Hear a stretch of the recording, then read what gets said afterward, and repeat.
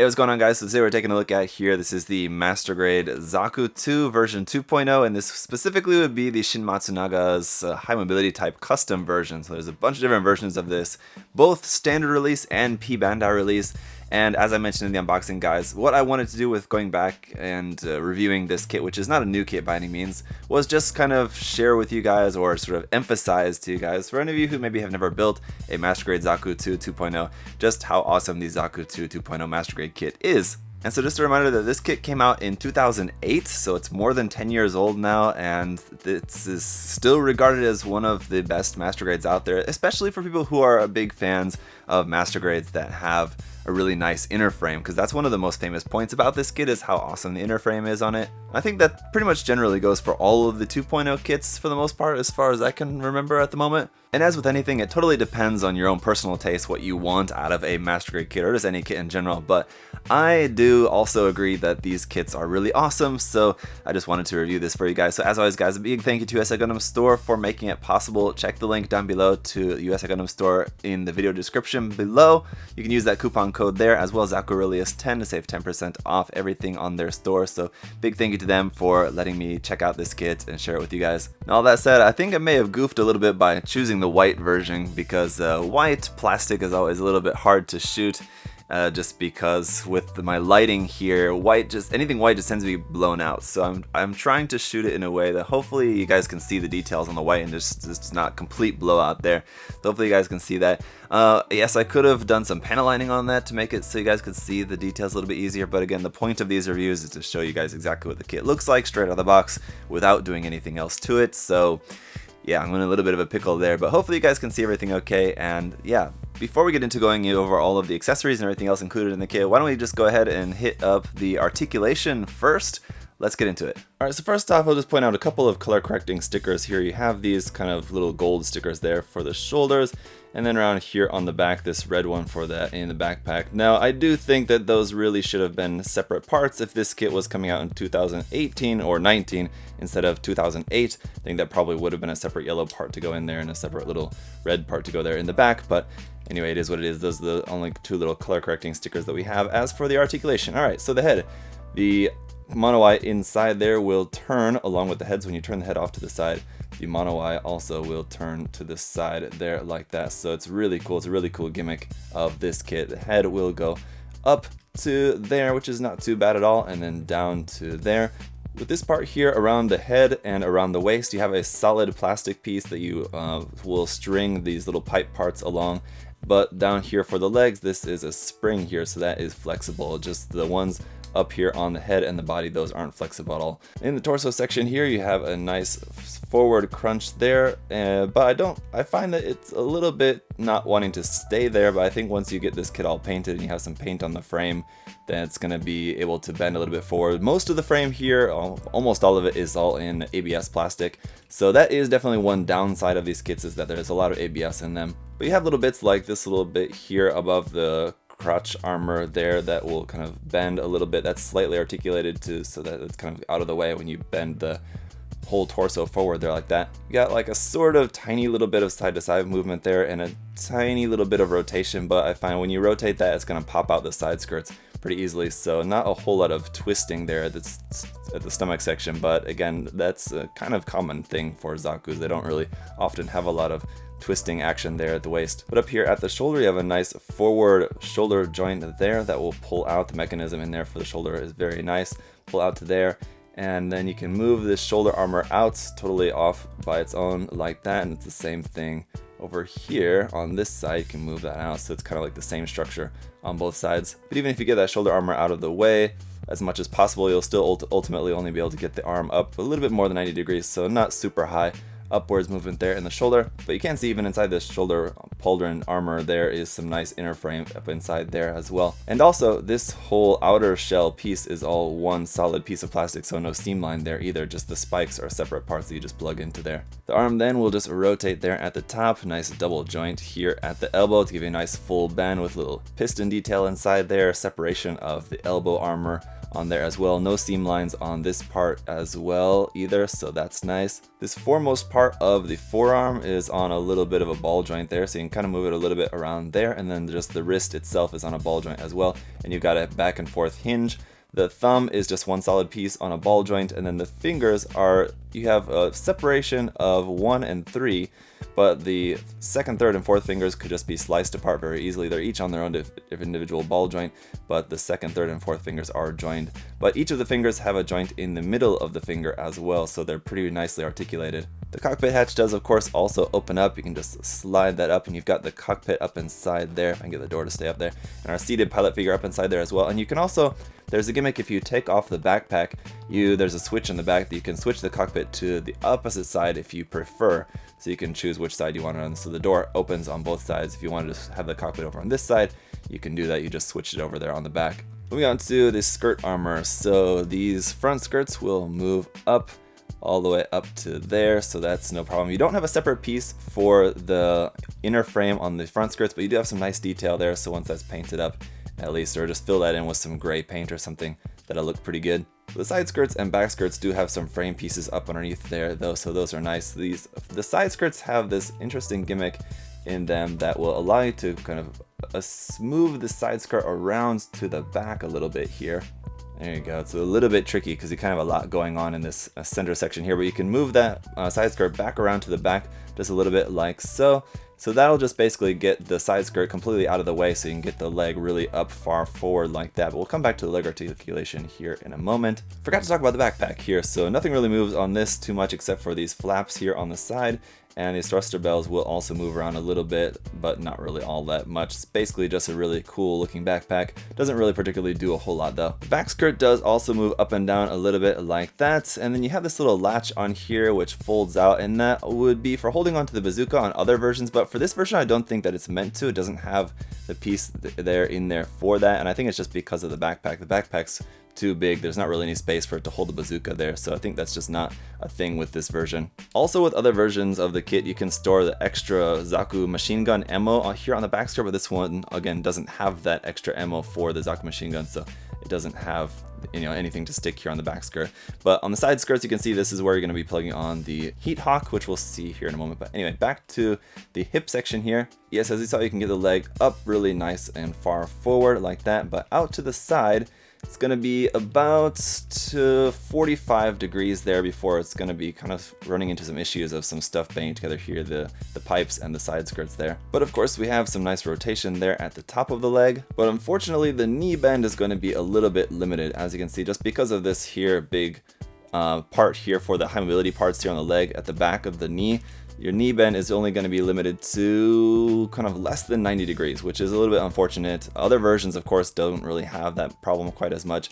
And I think you could probably modify that by just shaving that down a little bit if you wanted to get a little bit more knee bend out of this. But you do have some nice separation here of the knee armor there at the front. And again, with the spring inside here for the pipe, there's no problems there with that either. Although I will say, of course, these little piping bits on the head, the body, the legs, and then here on the back of the legs as well, those really super little tiny ones, those are really a pain to cut off the runners and the string onto here. So just be prepared to take your time with that because it's going to take you a little while.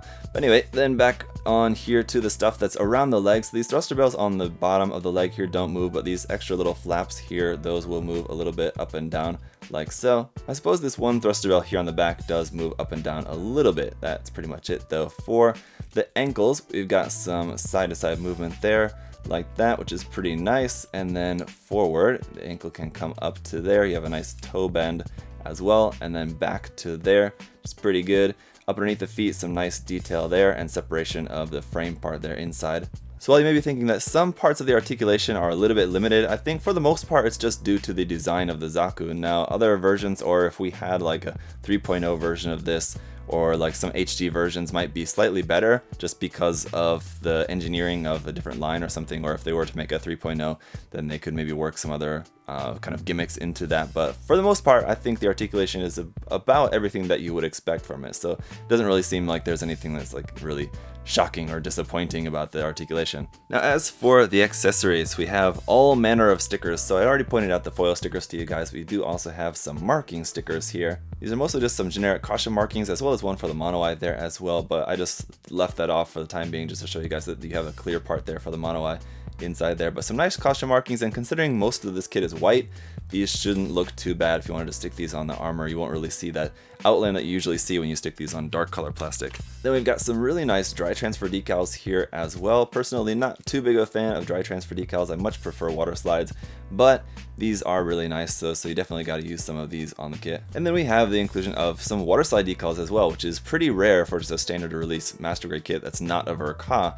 So this just has a couple there. It's basically just for on the shoulder, and from everything I've heard, a lot of people struggle with these decals. They're not the easiest decals to stick on because you're wrapping this straight, big, fat line over this very curved surface here. So not going to be the easiest thing. Just make sure you have a lot of mark softer on your hands to soften that decal and help it wrap around the part. But even then, I think you're going to have to just exercise some patience with that one. As far as our other accessories, of course, we have a action base adapter and a just kind of generic Xeon 100 scale pilot figure here for this. I don't think that this is anything that's supposed to be specifically Shin Matsunaga. It's just a generic pilot figure that comes with this kit. And as I mentioned, we have the Zaku Heat Hawk, which is pretty nice, but it's just basically like one solid piece. It would have been nice if we had a separate piece for this, if that was a little bit color separated. And then you have this clip part here that will plug into the side skirt, and you can clip the Heat Hawk onto that. So the detail is good, but without painting it, it's going to be a little bit plain looking.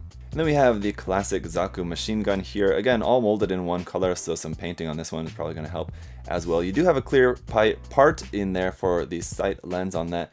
That will also move up and down. Of course, the handle on the front will also move side to side. And so while you may not like the fact that it's all one color, I will say that it's awesome in the fact that it doesn't have any seam lines on it at all. All the pieces are made so that there's no seam lines on this at all. You do have some mold lines, so it will take a little bit of sanding, but that's simple enough. There's no seam lines. You don't need any glue to go ahead and remove the seam lines on this, so that's awesome. And then we have this awesome bazooka. So now this is specifically the prototype Zaku bazooka that has this kind of ammo drum back off to the side like that. The front is also a little bit different. So we also have a clear part for the lens for this one as well, and this little cap here on the side of that, which is pretty cool. You can actually fold that closed if you want, so that's pretty cool. That moves up and down. The secondary handle also moves side to side. Unfortunately, the main handle doesn't move forward and back at all, so that's kind of annoying, and that's definitely something that would be better in an updated kit. That would surely be included like that, because they do that for pretty much all of the newer master grades that have this style of weapon. But the cool thing is that you have the options of making this into just the regular Zaku bazooka if you want. So if you prefer just the normal Zaku bazooka, you can make that just by swapping the front and back half of this. The center part is the same.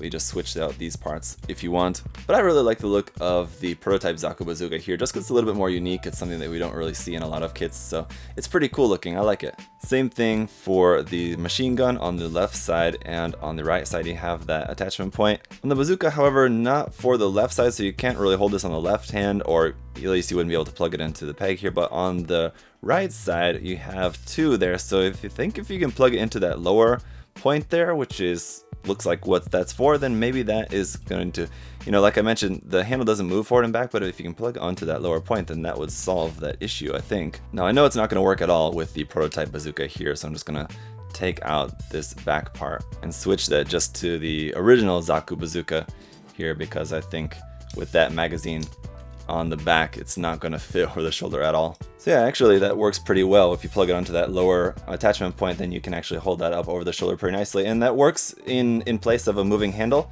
Just that lower attachment point for that actually does work pretty good, so I'm actually pretty happy with that. And of course, with this being a color variant, we have a handful of leftover parts. A good amount of them are just kind of different color options. So like we had this part which was originally on a different runner, but just to make it in the correct color they had to give you an extra one. So if you prefer like these chest parts here, the center piece, and then the side pieces, like the cockpit hatch doors, if you wanted that in a different gray color like that, you have these extra parts. You also have the top of the head for the version, just the grunt version without a commander fin on that if you preferred.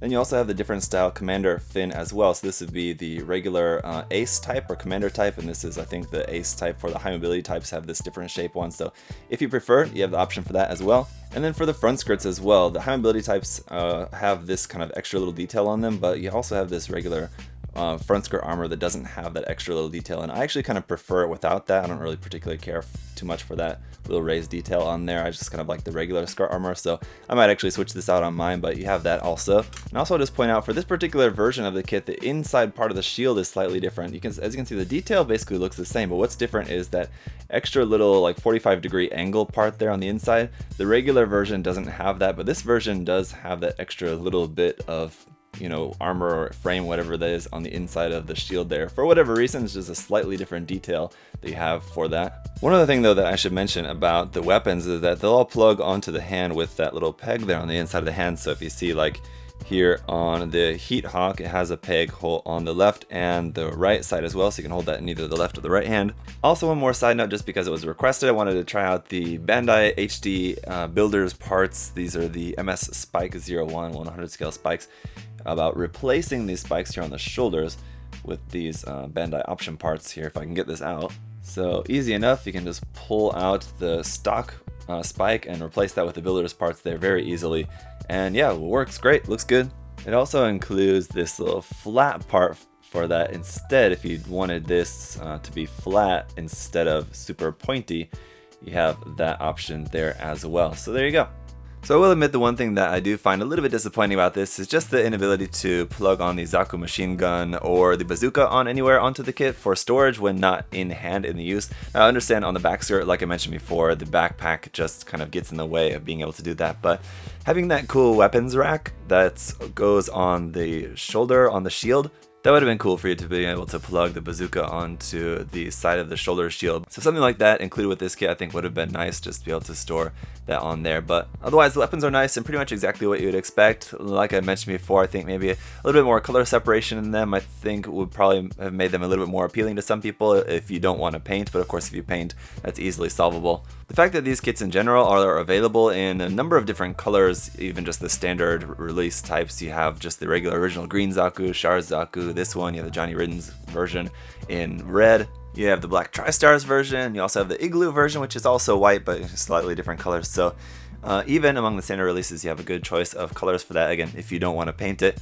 And so basically my advice to you guys, if you've never built a Master Grade Zaku kit and you're looking to build one, you like the design of the Zaku, but you maybe not sure about the Master Grades just because the 2.0s are mostly pretty old, and maybe you're thinking you want to hold out for a 3.0 or something like that. I would say, if you're thinking that way, then don't wait. Pick up one of the 2.0s. You'll absolutely love it. I will say they are a little bit lacking in exterior details in some areas. Some areas are a little bit more detailed than others. Like, for example, the thighs have almost no detail on them, whereas the lower leg have a ton of detail because you have all the high mobility parts there. So it's a little bit kind of mixed, but I think the details are really well done in that the Zaku, I don't know, in my personal opinion, if it gets too overly detailed, it kind of takes away from the charm of the design of the Zaku, I think. But that said, if we did end up getting a really nicely detailed 3.0 out at some point, I'm sure I would love it as well. But really what I would prefer over a 3.0 is just a nice Master Grade version of the Origins version of the Zaku, whether if it was using this 2.0 frame or if they made a totally new frame for it, even a more like simplified frame, sort of like what they made with the Zaku Warrior. I think I would be fine with that as long as we got a really nice, cool Master Grade version of the Origin Zaku. I think that'd be pretty awesome. But in the meantime, guys, like I said, I can't recommend this kit enough. If you're a fan of just good, solid Master Grades, if you like Zaku, if you like Mono Eye design kits, then definitely pick up one, at least one of these Zaku 2.0 variants. Also still holding out hope that someday they'll make a Master Grade version 2.0 of the Zaku 1 as well at some point. We have the 2.0 Zaku 2, we have the 2.0 Goof, but hopefully at some point they'll make one of the Zaku 1 as well. But in the meantime, guys, if you have any other further questions or comments about this kit, feel free to let me know down in the comment section below. I know a bunch of you have already built at least one of the 2.0 Zakus before, so let me know what you like about the kits down below, because I know if you've built one, you surely love it. And like I said, I've got a handful of the different P-Bandai Ace variants as well, so if you'd like to see any of those reviewed in the near future as well, let me know in the comment section down below. I don't have all of them, but just, you know, if there's a particular one that you would like to see, the chances are better than not that I do have it. So just let me know down there in the comments. For the most part, they're pretty much just color swaps, but you know, I don't mind reviewing them if there's people wanting to see them reviewed. So again, thanks to USA Gundam Store for sponsoring this review. Thank you guys for watching. I'll see you next time. Have a good one, guys. Bye bye.